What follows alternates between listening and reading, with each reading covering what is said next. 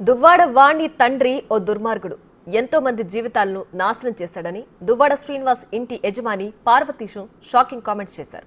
తండ్రిగా కూతురి జీవితాన్ని చక్కదిద్దాల్సింది పోయి ఆస్తుల కోసం ధర్నాలు చేస్తున్నారని మండిపడ్డారు. దువ్వాడ శ్రీనివాస్ ఆయన తమ్ముడు శ్రీధర్ బాబాజీ ఇంటి స్థలానికి సంబంధించి 60 లక్షలు ఇవ్వాలని తెలిపారు. తన డబ్బులు ఇవ్వకపోతే ఇదే ఇంటి ముందు కూర్చొని ఆందోళన చేస్తారని పార్వతీశం వార్నింగ్ ఇచ్చారు. శ్రీను వాణి ఇద్దరూ కలిసి ఎంతో మంది దగ్గర అప్పులు చేసి తిరిగి చెల్లించలేదని దువ్వాడ శ్రీని ఇంటి యజమాని పార్వతీశం అన్నారు. మరింత సమాచారం మా ప్రతినిధి రాజు అందిస్తారు. దువ్వాడ సీను ఇంటి వివాదం ఇప్పుడు కొత్త మలుపు తిరిగింది. ఇప్పటి వరకు దువ్వాడ సీనుకు చెందినటువంటి ఇంటి కోసం అటు దువ్వాడ వాణి కూతుర్లు కుటుంబం అంతా కూడా ఆందోళన చేస్తున్నది తెలిసింది. నెల రోజుల నుంచి జరుగుతున్నటువంటి ఈ వివాదంలో కొత్త ట్విస్ట్ ఏంటంటే ఆ ఇంటిని స్థలంతో సహా మాధురికి రిజిస్ట్రేషన్ చేసి ఇచ్చాడు దువ్వాడ సీను. అసలు ఇప్పుడు ఈ స్థల ఓనర్కి కూడా దాదాపుగా 60 లక్షల రూపాయలు చెల్లించాలనేది ఉంది. ప్రస్తుతం స్థల యజమాని చింతాడ పార్వతీశం మాస్టర్ ప్రస్తుతం అంతా ఉన్నారు. మాస్టర్, అసలు ఏంటి మీ స్థలానికి సంబంధించి ఇంతవరకు డబ్బులు సెటిల్ అవ్వలేదు అంటున్నారు. నిజంగా మీ దగ్గర కొన్నారా లేకపోతే కొన్నారనే అగ్రిమెంట్ ఉందా ఏంటి? అసలు కొన్నామనేది ఆగస్టు 8, 2023లో వాళ్ళు రిజిస్ట్రేషన్ చేయడం జరిగింది. నేను మా అబ్బాయి మా గుమస్తా ముగ్గురు కలిపి రిజిస్ట్రేషన్ చేయడం జరిగింది. దానికి సంబంధించి అమౌంట్ అబ్బాయిది అమౌంట్ ఇవ్వడమైంది. నా అమౌంట్కి చెక్కులు ఇచ్చారు. చెక్కులు ఇచ్చిన తర్వాత పేమెంట్ ఇచ్చేస్తామన్నారు. అలా ఇల్లు కట్టుకుంటున్నారు కాబట్టి నేను అలాగే మానవతా దృక్పథంతో విడిచిపెట్టాను. సర్లే కట్టుకోలే. తర్వాత ఇప్పుడు ఏంటంటే ఆ సైట్ మీద కోట్ల కొలది ఆస్తులుండి ఇల్లుండి ఆ సైట్ మీద వచ్చి భార్య పోరాడడం అనేది తప్పు. అసలుకి ఆమె మొదట్లోటే భర్తను బయట పెట్టకపోవలసింది. ఎప్పటికీ ఎండిపోతే ఆస్తులు తదనంతరము తన కుమార్తెలకి వస్తుంది కదా, తన ఎవరికి అమ్మేలేడు కదా, ఆమె ఇచ్చేయలేడు కదా, తన బతుకు కోసం నిర్మించుకున్నటువంటిది. దాన్ని రాజకీయం చేసి మీరు మరో కోణంలో రాజకీయ కోణంలో చూస్తూ కోర్స్ మీకు పదవులు కావాలి కాదనో, మీరు ఎవరిని ఎదగనివ్వరు. మీ తండ్రి దగ్గర నుంచి రాజకీయ చరిత్ర మేము చూస్తున్నాం. ఏ ఒక్కరిని ఎదిగే పరిస్థితిలో మీరు లేదు. మేమంటే మేము దొరలమంటారు. మా దృష్టిలో మీరు పనికిరాని దొరలు. ఏమిటి బజారు పాలు వేళ మా సామాజిక వర్గానికి మీరు మన సమాజ వర్గానికి ఏమి సందేశాన్ని ఇస్తున్నారు? మీరు ఏమిటి న్యూసెన్స్ చీకొడుతున్నారండి, చీకొడుతున్నారు. ఏంటి పరిస్థితి మాకు చాలా బాధగా ఉంది. నా అమౌంట్ అంటున్నారు మీరు. నా అమౌంట్ అనేది పువ్వుల్లో పెట్టిస్తారు. ఇవ్వకపోతే పలాసలో ఇంటి వద్ద కూర్చొని బాబాయ్ ఇంటి వద్ద కూర్చొని వసూలు చేసుకుంటే ఇక్కడ కాకపోతే అక్కడ. ఇప్పటి వరకు భార్య అంటే దువ్వాడ వాణి దువ్వాడ సీన్ ఇంటి ముందు ఆందోళన చేస్తుంది. అంటే డబ్బులు రాబట్టుకోవడం కోసం ఇప్పుడు మాస్టర్ కూడా పార్వతీశం గారి ఇంటి ముందు కూర్చోవాల్సిందేనా? నేను కూడా తప్పదు. అవసరం అనుకుంటే ముందు పలాస వెళ్తాను, బాబా గారు తీసుకొస్తాను. నాకు ఆ ఫిల్టర్ పట్టుకొని తెచ్చి వసూలు చేసే దమ్ము ధైర్యం నాకు ఉన్నాయి.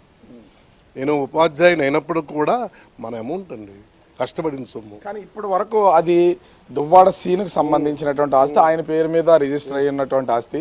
ఇప్పుడు మాధురికి రిజిస్ట్రేషన్ చేసి 1,38,00,000 ఇచ్చేశారు. ఇప్పుడు అది మీది కాదు, దువ్వాడ సీన్దు కాదు. మరి మీ డబ్బులు ఎట్లా వస్తే అసలు వచ్చే అవకాశం ఉందా? వచ్చే అవకాశం ఉంది. డబ్బులు ఇచ్చేస్తున్నా ఫోన్ చేశారు. రిజిస్ట్రేషన్ ముందు శ్రీను గారు బాబా గారు కూడా ఇద్దరు ఫోన్ చేశారు. అన్నా నీ డబ్బులు అందించి వేస్తాము. రిజిస్ట్రేషన్ సంగతి చెప్పలేదు కానీ అందించి వేస్తాము. లేనప్పుడు మేము మీరు ఏ శిక్ష చేసినా అనిపించడం సిద్ధంగా ఉన్నామని కూడా నమ్మకం ఉంది. అసలు మీ డబ్బులు మీకు తిరిగి వస్తాయని ఇన్ని రోజుల నుంచి రాలేదు. 100% నమ్మకం ఉంది. నాతో పాటు చాలా మంది ఆర్థికంగా ఇబ్బందుల్లో ఉండి ఇచ్చారు, వాళ్ళకి అప్పులు ఇచ్చారు. అంటే ఇప్పుడు ఇక ఆ ఇంటికి సంబంధించి దువ్వాడ సీన్కి ఎటువంటి సంబంధం లేదనేది మాధురిదే ఉంది. మరి మీరు ఆ ఇంటికి వెళ్ళగలరా? మీరు ధర్నా చేయాలంటే ఎక్కడ చేస్తారు? సైట్ మందే కదా. సైట్ తో పాటు కూడా రిజిస్ట్రేషన్ అయిపోయింది. ఇప్పుడు మాధురి గారు కూడా అంతగా తీసుకుపోయే అమ్మాయి మాత్రం కాదు. చూడండి, మీరు చూస్తున్నారు అక్కడ కూర్చొని ఉపయోగది. ఎందుకండి పరిస్థితి ఏమిటి? దేనికి వెళ్ళారు? ఒక పెద్దవాడుగా తండ్రి తన పిల్లలు దేనికోసం పోరాటం. ఇల్లు నాది ఏం దేనికోసం తీసుకెళ్ళిపోవాలి. అల్లుని తీసుకెళ్ళాలి, ఆమె భర్తను తీసుకెళ్ళాలి, ఇంట్లో పెట్టుకోలేరా? తప్పు అయిపోయింది, పొరపాటు అయిపోయింది, మమ్మల్ని క్షమించు, ఏదో పొరపాట్లు జరిగాయి, నేను ఈది పెట్టిస్తాము, ఇంట్లోకి వెళ్ళిపోతారా అని తీసుకెళ్ళాలి తప్ప ఇది మంచి పద్ధతి కాదు. రేపు న్యాయస్థానంలో ఈ విషయాలన్నీ ఉన్నాయి. ఇప్పటికే కోర్టు దువ్వాడ వాణికి వాళ్ళ కూతురు నవీనాకి ఇంట్లోపలికి వెళ్ళొచ్చు భారీగా కూతురుగా అని ఒక ఉత్తర్వులు ఇచ్చింది. దీనికంటే ముందే రిజిస్ట్రేషన్ అయిపోయింది అని పరిస్థితి అయితే ఉంది. మరి ఇప్పుడు ఆందోళన వాళ్ళు ఎక్కడ చేస్తారు? వస్తే వాళ్ళు పోలీసులు అరెస్ట్ చేస్తారు, వాళ్ళని తతంగా నడుస్తుంది. దీని మీద ఏమంటారు? రేపు మీరు కూడా అక్కడే కూర్చొని ధర్నా చేయాల్సిన పరిస్థితి ఉంది. తప్పనిసరిగా ఉంది. కానీ ప్రజెంట్ కోర్టు ఏమని ఇచ్చింది? వీళ్ళతో పాటు జీవించమని ఆ ఇంట్లో ఉండను ఇల్లు ఆల్రెడీ 6 కోట్లు అంటున్నారు, 8 కోట్లు అంటున్నారు, మనకి అనవసరం. ఆల్రెడీ ఇల్లు ఉంది, ఆ ఇంట్లో నివసించమని కోర్టిస్తుంది. కానీ ఎక్కడో ఉన్నటువంటి ఇంట్లో వెళ్ళి దువ్వాడ సీన్ ఎక్కడ ఉంది అక్కడే. దువ్వాడ సీన్ అనేవాడు నిజమైనటువంటి ఎమ్మెల్సీ అయితే వచ్చి ఇంట్లో నివసించాలి. మాధురికి ఎప్పుడైతే అప్పుకి తీర్చిచ్చాడో ఈ ఇంట్లో నివసించి ఇక్కడ ఉండి ఇద్దరు కూర్చొని సెటిల్మెంట్ చేసుకోవాలి. అంతేగాని ఈవేళ మజారికి అక్కడ ధర్నాలు, ఇంకొకటి ధర్నాలు, వీళ్ళు ఏంటండి? పలాసీలు ధర్నా చేయొచ్చా? పలాసీ వెళ్ళి దౌర్జన్యం చేయొచ్చా? అత్త మీద దౌర్జన్యం చేయొచ్చా? పిల్లలు వెళ్ళి నాన్నమ్మ మీద దౌర్జన్యం చేయొచ్చా? అది ఎంతవరకు సభ్యతగా ఉంది? పలాస తన తమ్ముడి ఇంటి దగ్గరికి వెళ్ళి తన తల్లి దగ్గరికి బతుకుతుంటే అక్కడికి వెళ్ళి దౌర్జన్యాలు. ఎన్ని ఇంటి మీదకి వెళ్ళి దౌర్జన్యం చేస్తారు?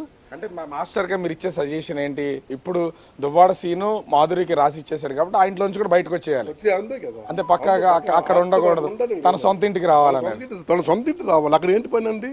అక్కడ ఏంటి మాధురి? ఇప్పుడు అక్కడ మాధురి ఇల్లు మాధురికి అప్పించి మాధురి రిజిస్ట్రేషన్ చేసిన తర్వాత నేను కూడా వెళ్ళి అడుగు. నేను దువ్వాడ శ్రీనికి బాబాకి అడిగే హక్కు నాకు తప్ప కానీ అక్కడికి వెళ్ళి పోరాడే హక్కు లేదు. కానీ ఏమిటి ఇవి ట్విస్ట్ అని, కొత్త ట్విస్ట్ అని అక్కడ నేను వెళ్ళడం జరిగింది.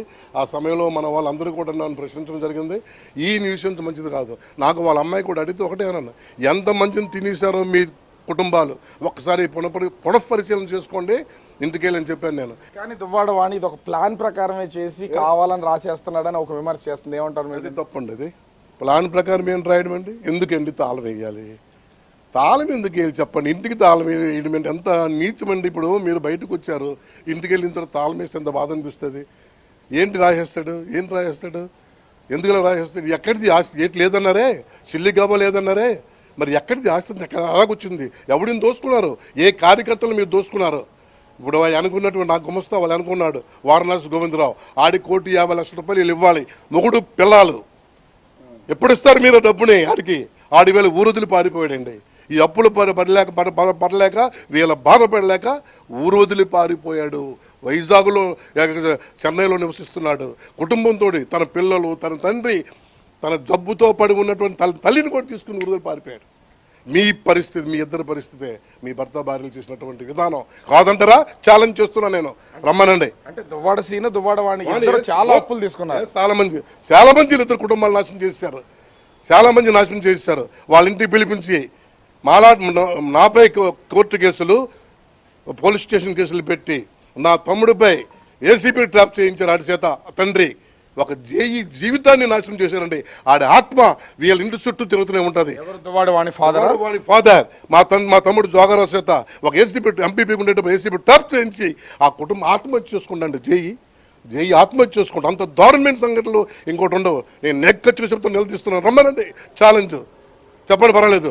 నేను అన్యాయంగా మా కుటుంబాన్ని తాండ్రికి ఈవేళ చనిపోయినటువంటి జేఈ ఆత్మ మా చుట్టూ అతని చుట్టూ తిరుగుతుంటుంది. ఆ పాపాలు ఒట్టిపోవండి. అంటే ఇక్కడ ఓవరాల్ గా కనిపిస్తుంది తన సైట్కి సంబంధించి 60 లక్షలు రావాలి. కానీ 60 లక్షలకు సంబంధించి దువ్వాడ సీను తమ్ముడు దువ్వాడ శ్రీధర్ బాబాజీ అతనే ఇస్తానన్నాడు కాబట్టి నేను తన దగ్గర వసూలు చేసుకుంటా. నాకు మాధురికి రిజిస్ట్రేషన్ చేసినా నాకు ఎలాంటి ఇబ్బంది లేదు.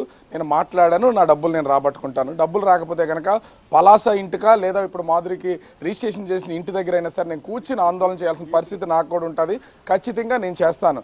కానీ నా డబ్బులు నాకు తిరిగి వస్తాయి. ఇప్పటికైనా ఆ దువ్వాడ సీను ఇప్పుడున్న ఆ ఇంటిని వదిలేసి తను ఆ భార్యతో ఉన్నటువంటి ఇంటికి వచ్చి వాళ్ళతో కూర్చుని మాట్లాడుకుని దీన్ని సెటిల్ చేసుకోవాలని చెప్పేసి పార్వతీశం మాస్టర్ చెప్తున్నటువంటి పరిస్థితి కనిపిస్తుంది. కెమెరాన్ మురళితో రాజు, బిగ్ టీవీ.